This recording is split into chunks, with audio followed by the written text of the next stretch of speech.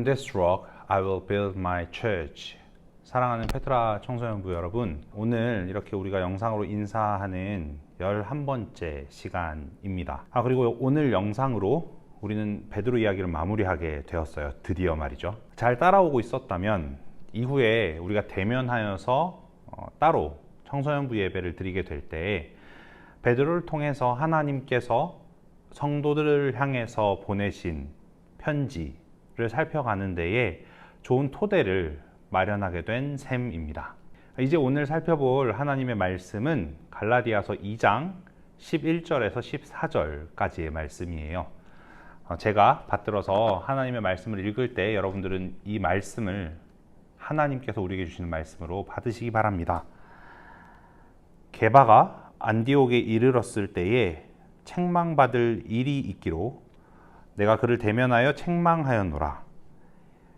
야고보에게서 온 어떤 이들이 이르기 전에 게바가 이방인과 함께 먹다가 그들이 오매 그가 할례자들을 두려워하여 떠나 물러가매 남은 유대인들도 그와 같이 외식함으로 바나바도 그들의 외식에 유혹되었느니라. 그러므로 나는 그들이 복음의 진리를 따라 바르게 행하지 아니함을 보고 모든 자 앞에서 게바에게 이르되 내가 유대인으로서 이방인을 따르고 유대인답게 살지 아니하면서 어찌하여 억지로 이방인을 유대인답게 살게 하려느냐 하였노라. 아멘. 하나님의 말씀입니다. 오늘 여러분과 읽은 이 말씀은 의외로 바울이 갈라디아라는 지역에 있는 교회들에게 보낸 편지의 일부 내용입니다. 베드로가 아니라 말이죠. 당시 이 갈라디아라는 지역에 있던 교회들에는 소위 다른 복음이라는 걸 들고서 성도들을 혼란스럽게 하는 교사들이 있었어요. 그리고 그들은 자신들이 그렇게 들여오는 그 다른 복음과 대조적으로 처음에 이 지역에 교회가 세워지기 시작할 때 참된 복음을 전했던, 지금 그들이 전하는 다른 복음과 다른 참된 복음을 전했던 바울의 권위를 이리저리 깎아내림으로써 갈라디아 지역의 교회들이 자신들이 이제 새로이 전하는 그 가르침을 받아들이게 되길 기대하고 또 시도했죠. 이런 상황을 참된 복음을 애초에 갈라디아 교회에 전했던 바울의 입장에서는 가만히 두고 볼 수 없었을 게 너무나도 자명합니다. 그래서 여러분이 이 편지를 다른 편지와 비교하면서 읽어보시면 잘 알겠지만 유독 이 편지에는 인사말에 해당하는 부분이 맞춰지자마자 아주 급하게 이러한 상황 가운데 바울이 전하고자 했던 본론이 강한 어조로 전달되는 걸 보게 됩니다. 갈라디아서 1장 6절에서 10절까지의 말씀을 우리가 보도록 하죠. 그리스도의 은혜로 너희를 부르신 이를 이같이 속히 떠나 다른 복음을 따르는 것을 내가 이상하게 여기노라. 다른 복음은 없나니 다만 어떤 사람들이 너희를 교란하여 그리스도의 복음을 변하게 하려 함이라. 그러나 우리나 혹은 하늘로부터 온 천사라도 우리가 너희에게 전한 복음 외에 다른 복음을 전하면 저주를 받을지어다. 우리가 전에 말하였거니와 내가 지금 다시 말하노니 만일 누구든지 너희가 받은 것 외에 다른 복음을 전하면 저주를 받을지어다. 이제 내가 사람들에게 좋게 하랴, 하나님께 좋게 하랴, 사람들에게 기쁨을 구하랴. 내가 지금까지 사람들의 기쁨을 구하였다면 그리스도의 종이 아니니라. 제가 방금 읽은 이 말씀 가운데 8절, 9절에 등장하는 저주를 받을지어다 라는 이 표현은 역사적으로 갈라디아서를 적었던 바울을 비롯한 사도들이 지나간 다음 계속되어졌던 그 교회의 역사 가운데서 널리 차용되었던 표현입니다. 그렇게 차용하여서 소위 참과 거짓을 가르는 일을 할 때 널리 쓰이던 표현인 거죠. 이러한 배경으로부터 벌써 알 수 있는 사실 한 가지가 있어요. 여러분, 오늘 바울이 이와 같은 일, 그러니까 참과 거짓을 분별하는 일을 하는 자리가 다름 아니라 교회 안이라는 걸 기억하시기 바랍니다. 이건 정말 의미심장한 일이에요. 하나님께서 이 지상에 있는 교회를 이끌어 가심에 있어서 그 교회 안에 거짓 가르침이 발도 못 들이도록 하는 방식을 취하시지 않는다라는 건 정말 의미심장합니다. 그리고 그와 같은 일이 세월의 풍파 속에 교회가 초심을 잃게 되었기 때문에 일어나게 된 일이 아니라 성경이 기록되던 시절부터 늘 있어 왔다는 걸 참과 거짓이 교회 안에 같이 공존하게 되는 그러한 일들이 말이죠. 그러한 일들이 세월이 지남에 따라서 교회 안에 있게 된 일이 아니라 교회가 이 땅에 존재하기 시작하면서부터 내내 있었던 일이라는 걸 우리가 기억할 필요가 있다는 겁니다. 그러니까 한 지역교회에 속하였다라는 것이 여러분에게 있는 신앙의 참됨을 보증하는 근거가 아니라는 사실이죠. 그래서 바울은 그가 전한 복음 외에 다른 복음이 전해지고 있는 이러한 상황 가운데서 자신에게 있는 그 사도 직분, 그리고 그 직분의 권위가 하나님께로부터 받은 것이라는 사실을 말하면서 동시에 그와 같은 사실은 먼저 사도로 역할하고 있던 제자들과 자신이 동등하게 교제를 나누었다라는 점으로부터 확증된다라는 걸 말합니다. 그러니까 하나님께로부터 받은 것이다. 자신이 가지고 있는 사도직과 그 사도직의 권위가 말이죠. 그리고 그렇게 하나님께로부터 받았다라는 걸 보증할 수 있고 확증할 수 있는 사실은 다름 아니라 먼저 사도된 자들과 바울 자신이 동등한 위치, 동등한 자리에서 교제를 나누고 있었다라는 사실로부터 보증되어진다라는 걸 바울이 말했다는 거죠. 이 지점에서 우리가 눈여겨봐야 할 사실이 하나 있어요. 바울은 스스로 하나님께로부터 사도 직분을 받은 것만으로는 뭔가 부족하다고 여겨서 다른 사도들, 그러니까 애초에 제자로 예수님의 공생의 기간부터 늘 함께했던 바로 그 자들의 인정을 내가 받았다라는 걸 부가적으로 근거로 내세우고 있는 게 아니라는 사실이에요. 그러니까 예루살렘의 사도들과 바울은 다 같이 동일하게 하나님께로부터 사도로 부름을 받았어요. 다만 그렇게 부름받아서 사도라는 그 표현 그대로, 사도라는 표현이 무슨 의미죠? 보낼 사자에 무리 도자잖아요. 그러니까 보내심을 받은 무리일 텐데 보내심을 받은 자리가 서로 다르기만 했던 따름인 거예요. 그러니까 바울은 이방인에게로, 널리 우리가 알려진 대로, 나머지 사도들은 유대인들에게로 보냄을 받았다라는 그 차이 말고는 차이가 없었던 거죠. 갈라디아서 2장 7절에서 9절에 그 말씀이 나와요. 제가 읽어볼게요. 그들은, 그러니까 사도들, 예루살렘에 있던 바울을 제외한 사도들은 내가 무할례자에게, 이방인에게 복음 전함을 맡은 것이 베드로가 할례자에게 맡음과 같은 것을 보았고 베드로에게 역사하사 그를 할례자의 사도로 삼으신 이가 또한 내게 역사하사 나를 이방인의 사도로 삼으셨느니라. 또 기둥같이 여기는 야고보와 게바와 요한도 내게 주신 은혜를 알므로 나와 바나바에게 친교의 악수를 하였으니 우리는 이방인에게로 그들은 할례자에게로 가게 하려 함이라. 여기 명확하게 바울이 적고 있죠. 바울은 베드로를 비롯한 예루살렘의 사도들에게 인정받는 게 필요하지 않았어요. 다만 그들과 친교의 악수를 했을 따름이죠. 동일하게 한 분이신 그 하나님의 부름을 받았기 때문에 말입니다. 이러한 가운데 바울이 이어서 말해주는 베드로의 일화는 우리가 오늘 다루고 있는 그 말씀이죠. 그 말씀은 바울과 베드로를 비롯한 예루살렘 사도들 간에 행했다던 그 친교의 악수가 어느 정도 수준이었는지를 알려주는 대표적인 사례입니다. 그게 바로 오늘 본문에 등장하는 사건이에요. 그러니까 친교의 악수가 어느 정도였냐면 이 사건처럼 그 정도의 깊이를 가진 친교의 악수였다라고 지금 바울이 전하는 거예요. 어떤 사건이었나요? 사건의 결말은 이렇습니다. 베드로가 활동하던 본거지, 다름 아니라 예루살렘에서 베드로는 안디옥이라는 도시에 가게 되었어요. 이 안디옥이라는 도시는 당시에 이방인과 유대인으로서 그 두 부류의 사람들로서 그리스도인이 같이 된 자들이 적절한 비율로 잘 모여있던 대표적인 곳이었죠. 그러한 곳에 유대인들의 중심지였던 예루살렘에서 활동하던 베드로 사도가 이르렀습니다. 할례자의 사도였던 베드로가 말이죠. 유대인의 사도였던 베드로가 이렇게 적절하게 이방인과 유대인으로서 동시에 그리스도인이 됐던 자들이 적절하게 모여있던 지역에 가게 된 거였어요. 그러한 안디옥은 또한 어떤 곳이냐 하면 사실 사도행전 11장에 가서 보시면 11장 22절에서 26절에 나타난 대로 예루살렘 교회의 파송을 받아서 바나바라는 사람이 복음을 전했던 곳이 바로 이 안디옥입니다. 그러니까 예루살렘에 파송을 받은 선교사가 선교를 해서 교회가 세워진 곳이 이 안디옥이었던 거예요. 그리고 그 바나바가 다소라는 또 다른 지역에 그 다소라는 지역이 자신의 고향이었던 바울이 거기에 머물고 있었는데 그 바울을 데려와서 함께 1년간 큰 무리를 가르친 곳이 또한이 바로 안디옥입니다.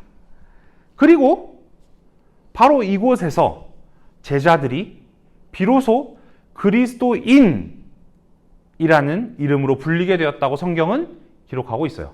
지금 제가 얘기해드렸던 이 안디옥과 관련된 몇 가지 사실들은 앞서 말씀드린 대로 사도행전 11장 22절에서 26절에 나타난 내용을 그대로 요약해서 정리해드린 내용이에요. 바로 이 안디옥에 베드로가 가게 되었던 거였어요. 오늘 말씀에 따르면 베드로는 이곳에서 이방인과 함께 식사를 합니다. 좋은 풍경이죠, 여러분. 식사를 하면서 복음, 그러니까 예수 그리스도를 믿는 사람의 전형을 보여줄 수 있었을 거고 그 예수 그리스도를 믿는다는 게 어떤 내용인지를 전해줄 수 있었을 거니까요. 우리가 잘 알고 있는 것처럼 유대인들은 식사 중에 대화하는 게 너무나도 전형적인 모습이었지 않습니까? 그러니까 좀 생각해 볼 수 있는, 기회로 생각해 볼 수 있는 그런 좋은 풍경인 거죠. 그런데 그 더할 나위 없이 좋을 것 같은 기회에 오늘 말씀해 보면 야고보에게서 온 어떤 이들이라고 표현된 동일한 구절에 달리 표현되어 있는 대로 하자면 할례자들이 바로 이 장소에 이르렀습니다. 베드로와 이방인이 서로 식사하고 있는 자리에 말이에요. 그러니까 기존의 유대인의 법대로 할례를 받은 이미, 그런데 한편으로는 야고보로부터 복음을 접하여서 예수를 믿게 되었던 자들, 그리스도인들, 할례자이면서 그리스도인 자들이 이 자리에 이르게 됐다는 거예요. 여기까지도 사실은 좋은 풍경이에요, 여러분. 왜죠? 베드로가 뒤이어온 할례받은 그 그리스도인들에게 복음으로부터 말미암는 자유가 어느 정도인지를 드러내 보여줄 수 있는 좋은 자리였기 때문이죠. 그러니까 이방인과 유대인 사이에 있던 그 담을 허물어버린 그 예수 그리스도로 말미암는 그 자유를 전해줄 수 있는 절호의 기회였을 테니까요. 그런데 바로 그 지점에서 오늘의 말씀 12절을 보시면 게바가 이방인과 함께 먹다가 그들, 그러니까 야고보에게서 온 자들, 할례자이면서 그리스도인 그 자들이 오니까 그러니까 베드로가 할례자들을 두려워하여 떠나 물러갔다라고 되어 있습니다. 그 자리를 떠났대요. 피한 거죠. 베드로는 이 절호의 기회에 복음으로 말미암는 자유보다 더 큰 자기 정체성의 기준, 근거가 있는 것처럼 행동합니다. 그 근거는 다름 아니라 유대인의 의식법, 정결법, 더 쉽게는 할례였던 거죠.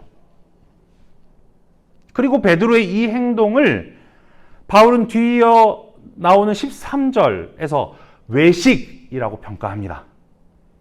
거칠해, 겉과 속의 다른의 대표적인 모습이라고 평가했다는 거예요. 그리고 그 외식이 얼마나 삽시간에 그리스도인들 사이에 퍼져버리는지를 보여줘요. 13절 말씀. 남은 유대인들도 그와 같이 외식함으로 누구까지도? 바나바도 그들의 외식에 유혹되었느니라. 여러분, 너무나 슬픈 대목입니다. 외식이라 하면 앞서 말씀드린 대로 거칠해 하는 거예요. 속과 겉이 다른 거죠. 속과는 다르게 겉을 치장하는 거예요. 베드로가 지금 그랬다는 겁니다.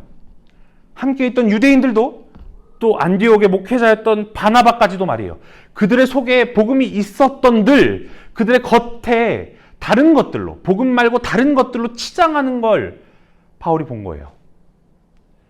바로 그 자리, 그 대목에서 바울은 그렇게 외식하는 게 이어지는 14절 말씀을 보시면 정확하게 표현되어 있는 대로 복음의 진리를 따라 바르게 행하지 아니하는 일이었다고 합니다. 그렇게 보여졌답니다. 다시요. 복음의 진리에 따라 바르게 행하지 아니하는 일로 그 외식을 바울이 바라봤다는 거예요. 그래서 바울은 모든 자 앞에서 공적으로 베드로를 책망합니다. 뭐라고 책망했다고 되어 있죠? 내가 유대인으로서 이방인을 따르고 유대인답게 살지 아니하면서 어찌하여 억지로 이방인을 유대인답게 살게 하려 하느냐? 라고 말이에요. 여러분, 여기까지 보면 그저 슬프기만 한 바로 이 사건. 정말 슬퍼요. 그죠? 일이 아주 그르쳐진 것 같죠. 그런데 이 일은 성경에 이렇게 기록되어 있음으로 해서 저와 여러분이 지금 생각하는 것과 같지 않고 그저 그렇게 슬프기만 한 일로 남지 않았어요. 왜일까요? 첫 번째, 여러분은 지금 성경을 통하여 이 사건의 전말을 가감없이 전해 듣고 있습니다. 사실 얼마든지 덮어버릴 수 있는 시간이었어요. 여러분들도 다 아시다시피 초대교회를 넘어서 중세 로마 가톨릭을 거쳐오면서 이 베드로의 권위가 얼마나 드높여졌습니까? 초대 교황이라고 불리웠던 자입니다. 그런데 그러한 교회의 역사도 이 베드로의 부족함을 성경에서 지워버리지는 못하게 만들었어요. 그래서 이 베드로의 부족함을 저와 여러분은 여과 없이 성경을 통하여 전달받고 있습니다. 그 베드로가 예수님께서 여기 계실 때뿐만 아니라 승천하시고 성령 하나님께서 충만히 교회에 부어지신 이후로도 부족한 모습을 안고 있는 걸 말이죠. 게다가 이 사실은 그 베드로가 부족했다, 부족한 사람이었다 정도를 우리에게 전해주는 이상의 의미를 가지고 있어요. 왜죠? 저는 이 부분을 보면서 바울과 베드로를 모두 당신의 자녀, 당신의 사도로 삼으셔서 교회를 인도하시는 하나님의 대단하심을 확인합니다. 여러분, 이러한 부족함을 드러내며 서로 더욱 주 앞에 견실히 서가도록 하는 바로 그와 같은 친교의 악수를 나누며 교회는 세워져 갑니다. 서로 그리스도의 몸된 교회에 속한 자들로 살게 하기 위하여 이루어지는 일들, 그 가운데 소위 권징, 어려운 말로 권하고 징계하는 일들도 포함되어져 있는 걸 우리는 여기서 확인하는 거예요. 이 모습을 보며 우리는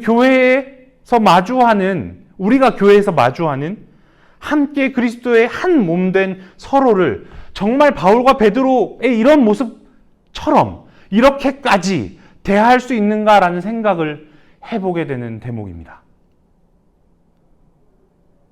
둘째, 게다가 이러한 사건은 복음의 정수를 전하기 위한 사례로 사용되어요, 여러분.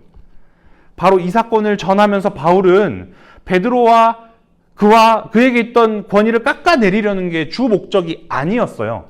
그보다는 오늘 본문 뒤에 이어지는 말씀을 전하고자 하는 게 이 사례를 가지고 오는 주 목적이었죠. 그리고 뒤에 이어지는 말씀은 너무나도 우리에게 유명한 말씀이면서 그 내용의 핵심은 무엇이냐면 정말 우리 그리스도인에게 있는 믿음이라는 게 다른 그 어떤 부가적인 게 필요 없는 의롭다함을 얻을 수 있는 유일한 수단이다 라는 내용이었어요. 그 내용을 전하기 위한 사례로 지금 베드로의 이 실수가 쓰여지고 있는 걸 우리가 확인하는 겁니다. 오늘 이 부분을 전하며 여러분에게 이 제목을 노회원 베드로라는 제목으로 전합니다. 정말 그래요, 여러분. 베드로라는 사람은 그의 인생 전체가 복음을 전하는 데 사용되어집니다. 그의 설교나 그의 고백뿐만이 아니라 그 인생에 담긴 그 열정만이 아니라 그의 과오들과 부족한 모습들까지 모두 말이에요. 우리와 다른 이해를 갖고 있는 여러 부류의 사람, 어떤 부류의 사람들이 말하는 것처럼 그는 교회의 수장으로 우두머리로 아니면 예수 그리스도의 수제자로 서 있던 게 아닙니다. 그저 교회에 주신 여러 동료 사도들과 함께 자신들이 살아있던 시절에 있던 그 교회 안에서는 서로를 보살펴주는 그런 사이로 서 있었습니다. 그리고 뒤이어 오늘까지 이어지는 교회에도 베드로를 비롯한 그 사도들의 말과 그들의 인생 전체는 우리의 유일한 중보자 되시는 예수 그리스도를 우리에게 하나님께서 주셨음을 전해주는 말씀의 전달자의 인생으로 서 있는 거예요. 여러분과 저는 오늘 이들을 사용하셔서 하나님께서 우리에게 복된 소식을 담아서 전해주신 바로 그 성경을 그 의미에 걸맞게 대하며 받고 있는지 질문해 보게 됩니다. 오늘 이 정도의 내용을 살펴보며 우리는 참으로 큰 유익을 얻습니다. 여러분, 오늘까지 살펴본 이 베드로의 모습을 통하여 여러분은 베드로를 부각하지 않게 되는 걸 보게 돼요. 그렇습니다.